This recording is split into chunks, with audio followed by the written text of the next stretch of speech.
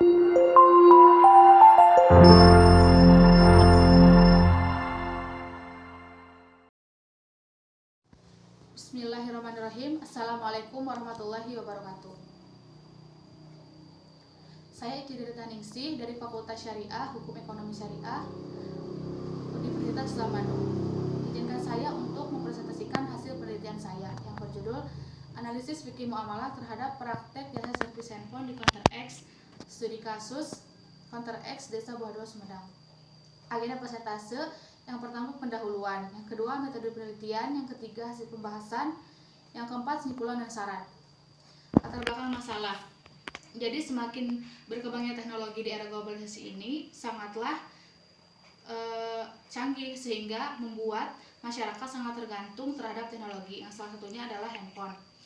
Persaingan dalam dunia bisnis semakin ketat, terutama dalam bidang pelayanan dan jasa.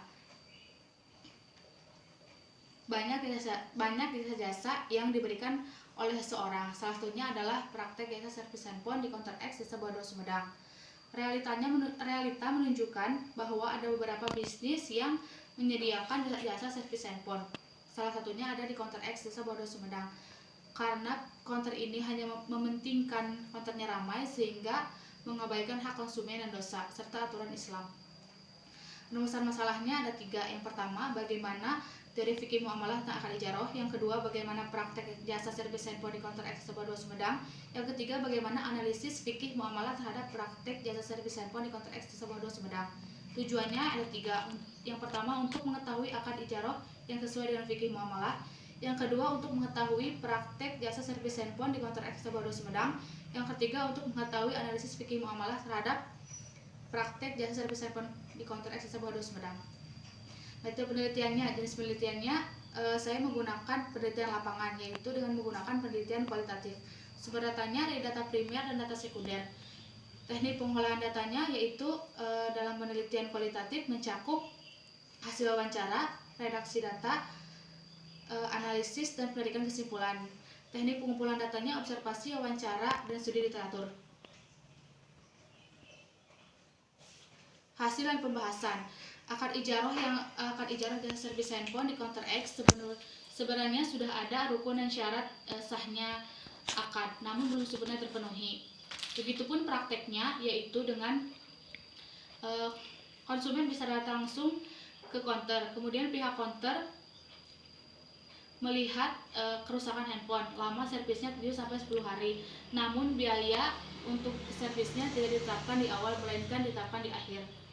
Untuk analisis fikih muamalahnya, praktek jasa servis handphone di Counter X tersebut ada melanggar 3 unsur. Adanya 3 unsur yang tidak terpenuhi. Yang pertama, dari upah atau ujrah yang tidak jelas atau tidak ditetapkan di awal. Yang kedua, dengan adanya unsur